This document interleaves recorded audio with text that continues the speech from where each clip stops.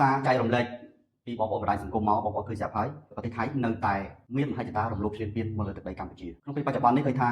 ព្យាយាមរកគ្រប់មធ្យោបាយដូចជាការបិទព្រំដែនវិធីសាស្ត្រផ្សេងៗទៀតដើម្បីឲ្យខ្មែរចុះញោមសម្រាប់ប្រទេសកម្ពុជាដែលជាប្រទេសដែលឈរទៅលើភាពត្រឹមត្រូវនិងគោរពទៅលើច្បាប់អន្តរជាតិបាទទោះបីប្រទេសសៀមបាទព្យាយាមលាក់ពុតលុតដំយ៉ាងណាក្ដីក៏បាទមិនតក់ស្លុតហើយក៏មិនជឿក្បាលវិលមុខជាមួយនឹងពួកគេអស់នេះដែរហើយម្យ៉ាងវិញទៀតបងប្អូនឃើញស្រាប់ហើយតាមរយៈវីដេអូបង្ហាញនេះគឺអ្នកទាំងអស់គ្នាឃើញស្រាប់ហើយថាសំបីតែរឿងព្រំដែនសេដ្ឋកិច្ចនេះក៏ព្យាយាមបិទព្យាយាមបន្ទុយផ្អាកណាចង់ឲ្យខ្មែរធ្វើតាមចេះចង់ឲ្យខ្មែរធ្វើតាមចុះក៏ប៉ុន្តែទីបំផុតប្រទេសយើងគឺជាប្រទេសដែលមានអធិបតេយ្យភាពពេញលេញមិនអាចបរទេសណាមកប្រកបប្រជាទេរាជរដ្ឋាភិបាលរបស់អ្នកឯងប្រកបប្រជាមកយ៉ាងម៉េចអានោះជារឿងរបស់អ្នកឯងគួរអស់សំណើចបងប្អូនឃើញស្រាប់ហើយគ្រប់មធ្យោបាយបាទខ្ញុំចេះតែលើកបញ្ហានេះយកមកបង្ហាញអ្នកទាំងអស់គ្នាដើម្បីចែករំលែកទៅដល់បងប្អូនមួយចំនួនទៀតដែលគាត់ស្វែងរកព័ត៌មានក៏ដូចជាការដកស្រង់ព័ត៌មានផ្សេងៗយើងមើលឃើញទង្វើឈ្លានពានមួយចំនួនដែលធ្វើឲ្យយើងឈឺចាប់រហូតដល់លបលួចវាឆ្មក់ទៅលើកងកម្លាំងប្រដាប់អាវុធដែលឈរការពារនៅក្នុងខ្សែបន្ទាត់នេះទៀតរយៈពេលកន្លងមកអញ្ចឹងឃើញថាពុតបត់ដ៏អាក្រក់នេះបាទនៅតែបន្តធ្វើដល់ពេលយើងកលែងមើលទៅប្រជាជនថៃវិញប្រជាជនណាបងប្អូនបើសិនណាជាបងប្អូនស្រាវជ្រាវឲ្យបានពិតប្រាកដណាទៅដល់ទឹកចិត្តប្រជាជនខ្ញុំគិតថាប្រជាជននៅក្នុងប្រទេសថៃដែលភូមិផងលំអងជាមួយនឹងដែលនៅជាប់ខ្សែបន្ទាត់ព្រំដែនហ្នឹងនៅជាប់នឹងច្រកព្រំដែនហ្នឹងគឺគាត់មានការខឹងសម្បាណាបាទគាត់មានការខឹងសម្បាទៅលើរដ្ឋាភិបាលថៃដែលព្យាយាមធ្វើទុកបុកម្នេញបាទធ្វើទុកបុកម្នេញមិនមែនធ្វើទុកបុកម្នេញតែខ្មែរទេមានន័យថារឿងព្រំដែននេះបង្កការលំបាកទៅដល់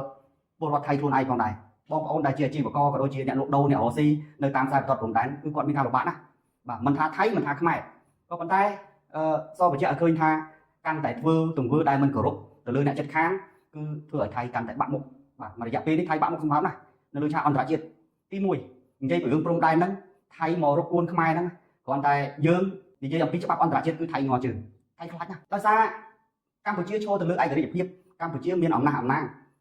មានផែនទីកំណត់ដែលទទួលស្គាល់ដោយអន្តរជាតិណាមិនអាចឲ្យសៀមនឹងរំលោភឈ្លានពានបានទេហើយកម្ពុជាប្រទេសតូចតាចមួយទេចុះហេតុអីបានកម្ពុជាជ្រើសរើសយកផ្លូវច្បាប់ជាធំកម្ពុជាមិនដែលមានកំណត់ទៅចង់ឈ្លានពានប្រទេសណាទេរឿងជារឿងពិតអន្តរជាតិជាសាស្ត្រតែលើប្រវត្តិតែខ្មែរទៅប្រទេសដីគេនេះពីមួយចំនួនទៅមួយចំនួនមកនៅក្នុងប្រវត្តិសាស្ត្រអត់ដែលឮថាខ្មែរយើងទៅយកដីរបស់គេទេអត់ដែលមានទេមានតែគេព្យាយាមធ្វើបាបលៀបពណ៌ធ្វើបាបយើងអានោះមានមែនហើយប្រវត្តិសាស្ត្រនេះច្រំដែរវាជារឿងអស់សំណើចខ្ញុំគិតថាសម័យបច្ចុប្បន្ននេះហើយខ្ញុំគិតថា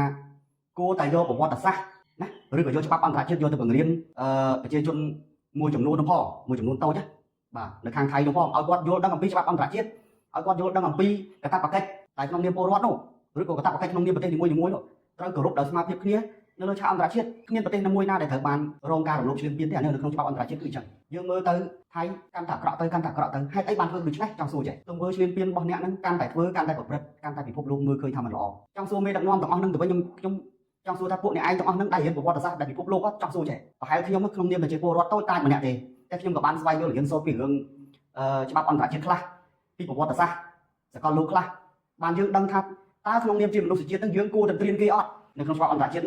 ប្រទេសនីមួយៗត្រូវផ្ដល់តម្លៃនិងគោរពគ្នាទៅវិញទៅមកដោយស្មារតីគ្នាមិនត្រូវបានប្រទេសណាមួយរងការរំលោភឈ្លានពានទេអត់មានទេខ្ញុំមានមតិយោបល់ប៉ុណ្ណឹងហើយខ្ញុំសូមចូលរួមលើកទឹកចិត្តបងកម្លាំងកងទ័ពដែលការពារប្រជាជនណាប្រជាពលរដ្ឋនៅជួរមុខហើយជាពិសេសមេទាំងអស់បាទដូចជាប្រមុខរាជរដ្ឋាភិបាលកម្ពុជាថ្នាក់ដឹកនាំកពូលមួយចំនួនទៀតព្យាយាមលះបង់កម្លាំងកាយចិត្តដើម្បីការពារប្រជាពលរដ្ឋខ្មែរយើងក្រោមរបបសុខសន្តិភាពសុខប្រសិទ្ធពរជ័យសេរីសុខស្ដីដល់បងទាំងអស់លះបង់នៅកម្លាំងវីរភាពដ៏អង់អាចក្លាហានរបស់លោកបាទសូមឲ្យពលរដ្ឋដូនតាខ្មែរយើងជួយបីបាច់ថែរក្សាគុំក្រងកងកម្លាំងប្រដាប់អាវុធរបស់យើងទាំងអស់គ្នានេះឲ្យបានសេចក្ដីសុខដីចម្រើន